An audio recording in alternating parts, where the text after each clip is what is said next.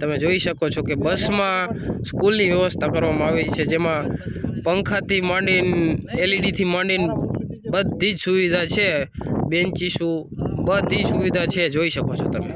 ગુજરાત સરકાર દ્વારા આ સુવિધા પૂરી પાડવામાં આવી રહી છે, જોઈ શકો છો તમે।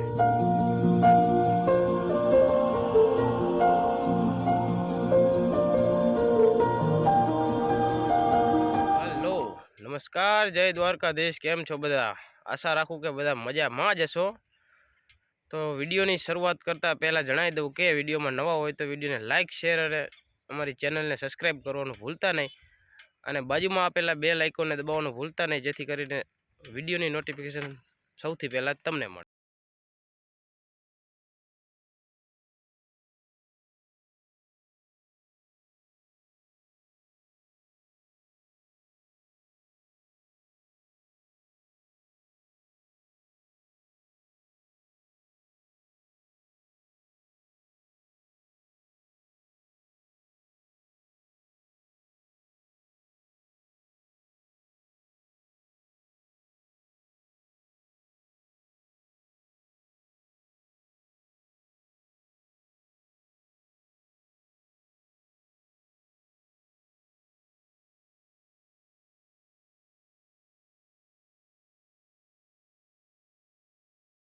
साथी छे हितेश काटोड़िया ने नीलेश काटोड़िया આવી ગયા છે રણ વાછડા દાદાએ જઈ રહ્યા છીએ, અને વચ્ચે સ્કૂલ છે।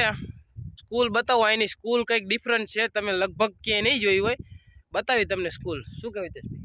ચોક્કસ ચોક્કસ। રણમાં મીઠું પકાવતા આગરિયાઓના દીકરા દીકરીઓને અભ્યાસ કરવા માટે એક રણ વચ્ચે એક સ્કૂલની વ્યવસ્થા કરવામાં આવે છે। કેવી સ્કૂલ છે તમને બતાવી। જે ગુજરાત સરકાર દ્વારા આવી સેવાઓ આપે છે, જેનું નામ છે અગરિયા વિસ્તાર રણશાળા, જે શિક્ષણ વિભાગ દ્વારા ગુજરાત સરકાર દ્વારા આપવામાં આવે છે। તો ચાલો સ્કૂલ અંદર કેવી છે જો બતાવી। વિદ્યાર્થીઓને ભણવા માટે આવી બસમાં ભણાવવામાં આવે છે વિદ્યાર્થીઓને। અંદર બધી સુવિધા છે, અહીંયા શિક્ષકો પણ આવે છે ભણાવવા। તો અંદર તમને ચાલો બતાવી કેવી શાળા છે, અંદર કેવો રૂમ છે બતાવી। ચાલો તો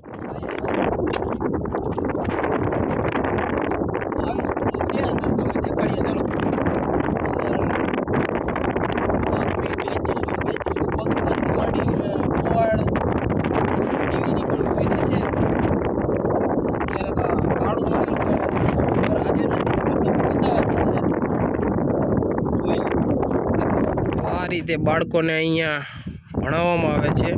તમે જોઈ શકો છો કે બસમાં સ્કૂલની વ્યવસ્થા કરવામાં આવી છે, જેમાં પંખાથી માંડીને એલઈડીથી માંડીને બધી જ સુવિધા છે, બેન્ચીસુ બધી સુવિધા છે, જોઈ શકો છો તમે। ગુજરાત સરકાર દ્વારા આ સુવિધા પૂરી પાડવામાં આવી રહી છે।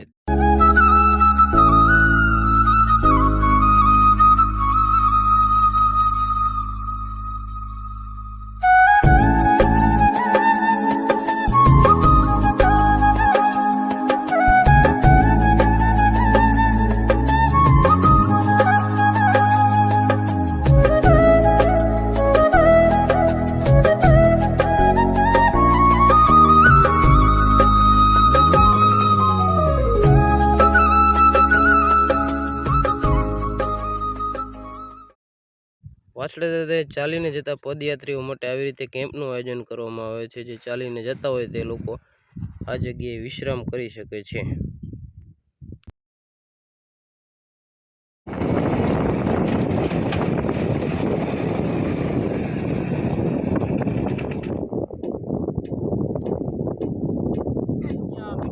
આગરિયાની દીકરી છે એ ખરા બપોરે અત્યારે સાંજ પડી ગઈ છે, ખરા બપોર હોય તો અહીંયા બધા યાત્રાળુઓ નીકળે એમને પાણી પાય છે। તો આપણી પણ કંઈક ફરજ બને છે કે પાણી પીવો, અને યથાશક્તિ પ્રમાણે આ દીકરીઓને આપણે જે કોઈ અહીંયા કોને પાણી પાતું હોય આપણે દાન કરવું જરૂરી છે।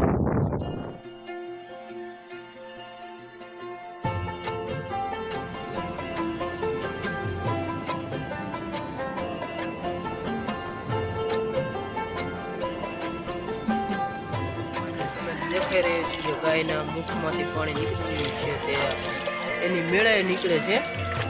કોઈ પણ જાતની મોટર કે એવું કાંઈ હે નહીં આમાં, એની રીતે વછરાજ દાદાનું એટલું આ છે એટલે આ પાણી નીકળે છે જોઈ શકો છો. કોઈ પણ પ્રકારની મોટર બોટર કાંઈ જ નથી, અહીંથી જ નીકળે. અડધા રણ હોય છે.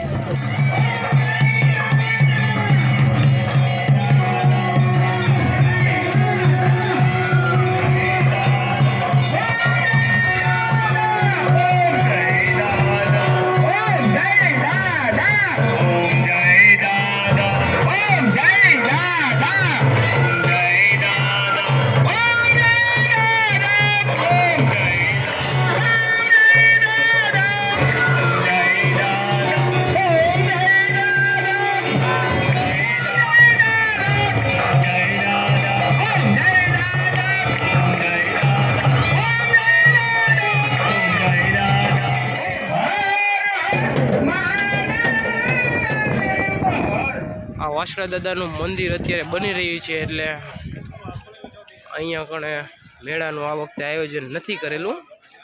નહીંતર દર વર્ષે અહીંયા મેળો પણ હોય છે. ચૈત્રી પૂનમના દિવસે મેળો હોય છે.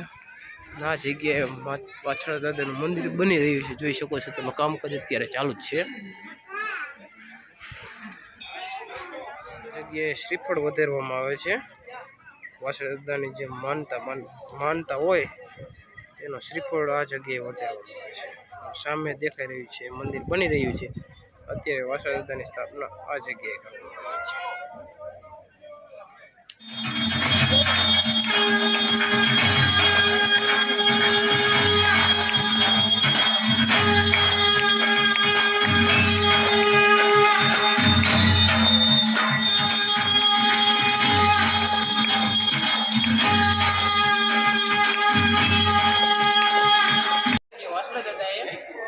અંધારું થઈ ગયું છે એટલે ટાઈમ નથી એટલે બધી જગ્યા તમને નહીં બતાવી શકતા. દાદાના દર્શન ખાલી અત્યારે કરાવી દઈ અને પછી નવરાશ લઈને એક દિવસ આખી જગ્યાનો બ્લોગ ઉતારશું. ગાયોનું અહીંયા કણે ગાયું 7,000 આસપાસ 7,000 કરતાંય વધારે ગાયું છે એવું બધા કહે છે. ગાયું તમને બતાવશું. વાસરડા આંકલા બધું છે તમને બતાવે. વાસરદાએ બલિદાન દઈ દીધું એમના પ્રાણનું. એ વગર ગાયના પણ અમે તમને આગળ દર્શન કરાવ્યા. અને હવે મહાપ્રસાદની અહીંયા આયોજન હોય જ છે. અન્નક્ષેત્ર સતત ચાલુ જ હોય છે. એટલે આગળ હમણાં થોડી જ વારમાં હાકલ પડે એટલે અમે પ્રસાદી પણ લેવા જઈશું.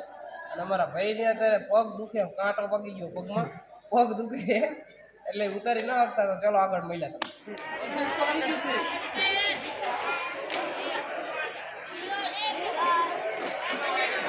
મહાપ્રસાદનું અહીંયા આયોજન કરવામાં આવે છે. તો પ્રસાદી લેવા આવી ગયા છીએ અને પ્રસાદીમાં બટેકાનું શાક છે અને રોટલી છે, દાળ ભાત છે, ગાંઠિયા છે અને મોહનથાળ છે. તો કેવો લાગ્યો તમને પ્રસાદ? બહુ સરસ. તમને કેવો લાગ્યો? કોઈ પણ પ્રસાદ મસ્ત જ લાગે. હા, એક માતાજીના પ્રસાદની કે કોઈ પણ ધાર્મિક સ્થળના પ્રસાદની એક ખાસિયત છે કે મીઠો લાગે ભલે ગમે એવો હોય તો. શું વાત, શું કહેવું તમારું? સાચી વાત. તો આ સાથે જ આ વિડીયો અહીંયા પૂરો કરીએ છીએ. મળીએ પછી નવા વિડીયો સાથે, નવી મોજ સાથે. ત્યાં સુધી બધાને જય દ્વારકાધીશ. રાધે રાધે.